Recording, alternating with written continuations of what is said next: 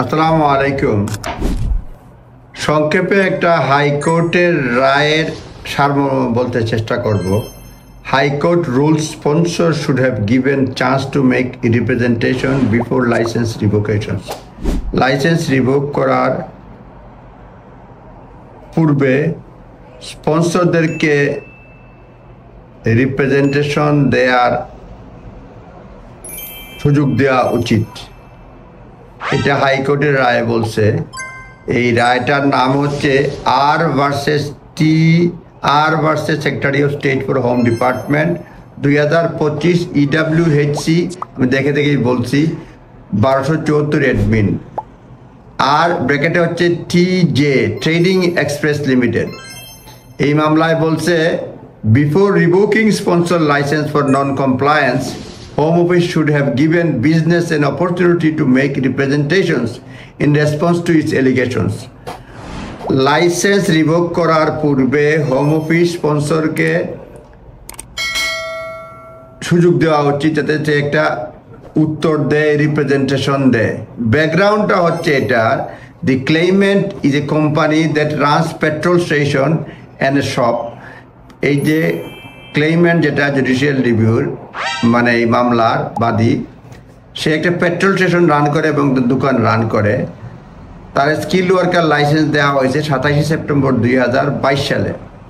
Company director mister Jayagnath Raghunathan, সে level 1 officer, authorise officer এবং assign করতে পারে সার্টিফিকেট অফ স্পন্সরশিপ। 15 নভেম্বর 2023 সালে সে অ্যাসাইন করতে certificate of sponsorship for the role of petrol station manager হিসাবে অ্যাসাইন করছে টু মিস্টার শিবালিঙ্গাম, যে তার brother in law. 15 November petrol স্টেশনের ম্যানেজার হিসাবে লেভেল 1 অফিসার তার ব্রাদার ইন লকে কস্ট ইস্যু করছে, কিন্তু গাইডেন্সকে ব্রিচ করে সে রিলেশনশিপটা কমিউনিকেট করে নাই, হোম অফিসকে জানায় নাই। সুতরাং on 6 March 2024 home office revoke company sponsorship licence without notice. কোনো নোটিশ না দিয়াই হোম অফিস তার লাইসেন্স রিভোক করছে।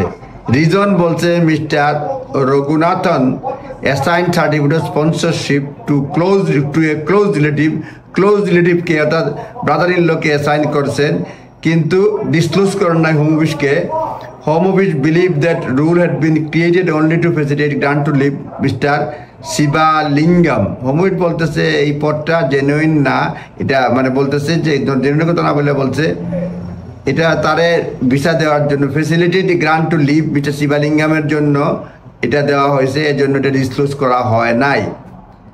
এবং this was deemed breach of sponsor duties, sponsor ডিউটির ব্রিচ, এবং letter stated that sponsor licence been revoked, এবং sponsor licence revoke করা হয়েছে। এবং পয়েন্ট অফ রিভোকেশনের সময় company had sponsor 3 workers. Company 3জনকে আরও 3জনকে মানে আরও 3জন না বলে বলছে 3জনকে স্পন্সর করতো। এটা জুডিশিয়াল রিভিউ করছে মানে এক্সটেন্সিভ গ্রাউন্ডস টাউন্স দিয়া, including witness statement, evidence about recruitment process. এবং ক্লেইমেন্টে বলছে আমরা তো জেনুইন ভ্যাকেন্সি আছে, রিক্রুট করছে প্রপার প্রসিডিউর ফলো করে, অনেক লম্বা কাহিনী তারা বলছে। ক্লেইমেন্ট রিলাই করছে principal the licence holder should be given an opportunity respond home office allegations. Home অফিসকে এটা তো বিনা নোটিশই এটা লাইসেন্স চলে গেছে, এই জন্য তারা করছে। এবং 2টা কেস লকেও তারা সামনে নিয়ে আসছে।